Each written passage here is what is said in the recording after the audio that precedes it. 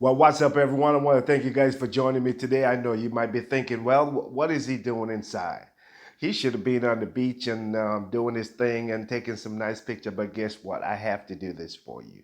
I know why you are here. This is a channel that we created that we said we was going to help you to become the best head of household that you was designed to be. And that's my desire. And you know what? You're not growing along by yourself. I am growing too. As I talk to you, there's some things that comes to me that reminds me, hey, you need to brush up on that. Hey, you remember this, and then it give me a chance to go back and just assess the whole thing and begin to apply it to my life, and I becomes better and better, just like you're becoming better. Isn't that cool? So you see, what is a head of household? A head of household is not just one who just bring home the bacon and throw it on the table and say, well, cook that and let me know when dinner is ready and call me because I'll be in the big room watching the big screen and watching the game is on and all that kind of stuff. No. A head of household he's like a doctor.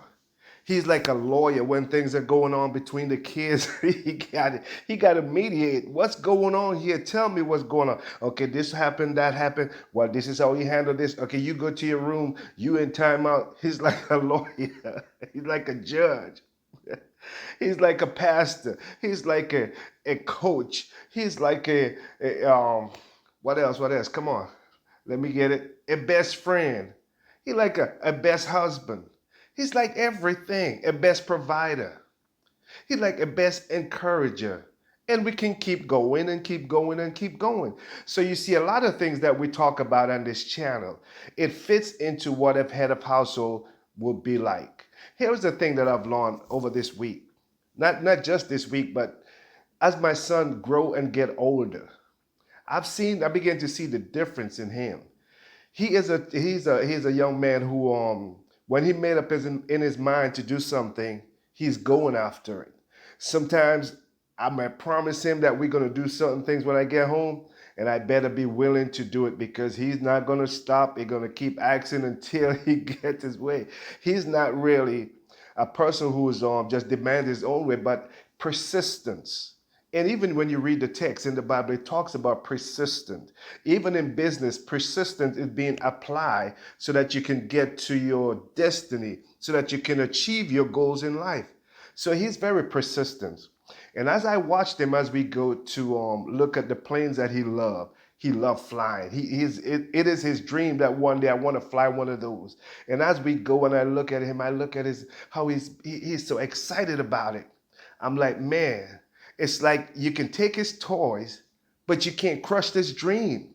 His vision is, he's like focused. He's focusing on something. He got like a prize or something before his eyes. The vision is right before his eyes. And I wish a lot of us older people, as I should say, our grown folks, our seasoned saints, like they call them, our adults, will have that kind of mentality where we're focusing on something and we are not going to stop until we achieve it. So many times we throw in the towels because of one little hurdle that we got to jump over. So many times we throw in the towel because of one little challenge that came into our life or that we met on that path as we travel towards our dreams and our goals. And we just throw in the towels. You see, when you hold your children back, you got to understand this. Look around you. Look at the age. You might say, well, it's the economy. You might say, well, it's because things are not well. Oh, well, this one want mama to co-sign for their house. This one want daddy to co-sign for their car, where they should be in a certain place in life where they're already learned about finances and they're preparing themselves so that when they get there, they can do certain things for themselves. So, but if we crush their dreams and their goals and we hold them back, guess what? In the long run, all the things that they are so desire begin to fall back on us now. When we could have given them the freedom and the liberty to grow and to experience and to have that mindset that I'm going to go after my dreams and after my goal and pursue them and become all that they can to infinity and beyond. I've learned this in my life. I thank God for my parents, and they have done the best that they can. And I would never look back and say, I used to do that one time ago. Let me be honest. I used to say, well, if they did do this, or if they did buy more land, and if they did do that, and if they did do that, if they did save that money, if they give me this and that, things would have been better. But I understand now that they did the best that they can. at that moment back there. It's for me now to take what they have given me and build on that so that I can soar and plateau and just keep rising and keep going forward and evolve into that person that I am today. I want to be in the future, even right now. Let's say right now, to be that person that you want to be right now, because the time you have is right now, not tomorrow, because tomorrow is not promising to anyone. Let's live in the now. And that's one of the reasons why I try my best. Sometimes I'm tired, yeah, but I try my best to go and to support him. You know, I thank God for my wife too, because she will be the first partaker. She like to go and she will encourage us. So when we come together and we work together and we help them or not crushing their dreams, but to help them to soar, to take them to places that we think that, look, it would take $1 million to do certain things. Sometimes it just take a few dollars, maybe sometimes just a tank of gas. You see, we need to get them into that environment that their mind is exposed to some things, and it kind of give them a mental picture, that give them a visual of what they want and how they can achieve it as they begin to imagine, as they begin to meditate on it. It begins to come real to them, and they begin to be persistent because they are focusing on something. They have something that they can focus on so that it will have to move them forward. So when I take him to a place, when we take him to a place where he can see all those planes and he can see the different kind, and he get excited about the F-16 and all these different things, it makes my heart glad, because to me, he is headed in the right direction, in the direction of his goals and in his dreams. If I hold him back now and I'm not exposing him, not even giving him $1 to say, okay, you buy what you want with that, you spend it. I'm not gonna buy. You walk up to the counter, ask them for what you want, and you pay for it yourself. If I don't start to groom him like that,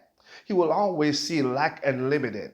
Lack and limitedness begins to be a part of his vocabulary. Oh, we can't afford that. Oh, I'm going to ask daddy when he comes. All that pulled back, he doesn't have the tenacity to go forward or to do things on his own. Yes, they said to train them up in the right way. Train them up so that they can do some things. But even with their tool in their hands, they have to be able to approach whatever it is that they're working on so that they can do these things and become accustomed to it, that they are not afraid when they are standing there alone. That's the thing. You got to wean them off of us. We got to wean them off so that they can stand on their own one day. How do you feel like having your child, your baby, 25 years old and still, you know what I'm talking? I'm not going to talk, but still leaning hard on parents. Now there's a place, there's a time and place for that. You know, it could be something, a person not feeling well. It could be different things. But let's talk about someone who have the capability of going out on their own, but afraid to do so. Afraid to do so. They never really take the time to teach them and to help them to stand strong on their own so that they can encourage themselves. Man, I see my son walked up to people on the beach and he just talking, he giving shells. I mean, he making friends with everybody. He asked a group of young men that he never ever met to can he play football with them. They was playing football on the beach, and I sometimes I get a little, a little pulled back, and he's not afraid. And that's what we try to do. We try to expose them to everything that is good for their well-being so that as they grow, they have that mentality that as I can do this, I'm not going to hold back.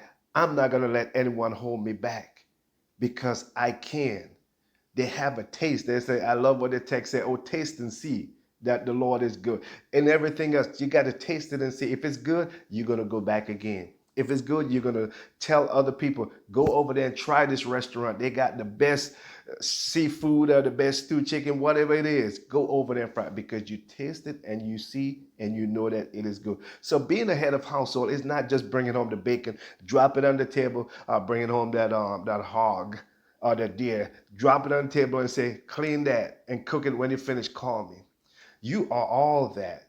Best friends, encourager, lawyer, doctor, teacher, husband, gardener, you name it, electrician, plumber, carpenter. You are all that.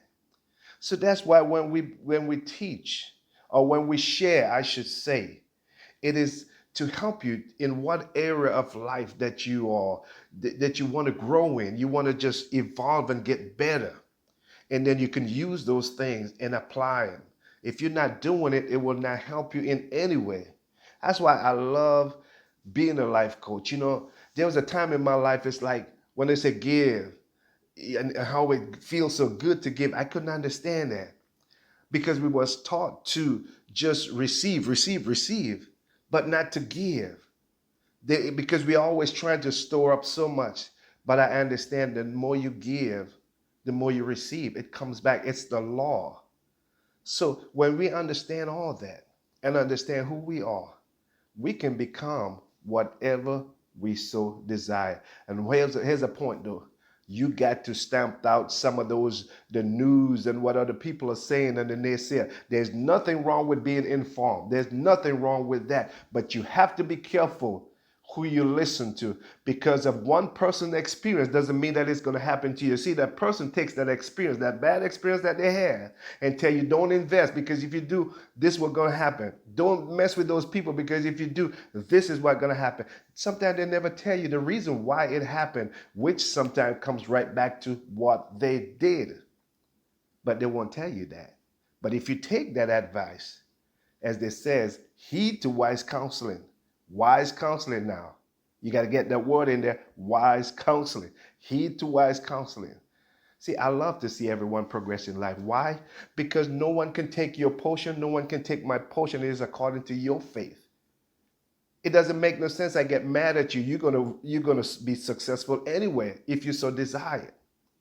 So I love to see other people go get ahead, because, and I believe if I do that for someone, there's gonna be a time when I need someone, and they're gonna be there for me. Maybe not that one that I helped, but someone else, because cast your bread upon the water. You don't know how it's gonna come back to you. Just keep doing good. Hey man, I love you guys. You're messing with my you messing with my home time. No, I'm just kidding. I just love to share. I just love to share. And hey, I'm just enjoying the sunshine, just enjoying the moment. I love living in the moment, because I believe that we all can live a limitless life, because the creator, the source of life, the unlimited one, the mind of God is in us. You could call it whatever you want. God, Lord, my Savior, whatever it is, you call it. But we have that mind of God, and there is only one mind. And God created that one mind. There wasn't two minds. I read the whole text. I never heard about the two minds. I mean, you can be on one road and just get off and make your own path going through there. Yeah, I understand that. But the law is stay off the grass. It's only one road. Hey, I love you guys. Until next time, peace. Enjoy your day. Talk to you later. This is Nelson. Enjoy your time.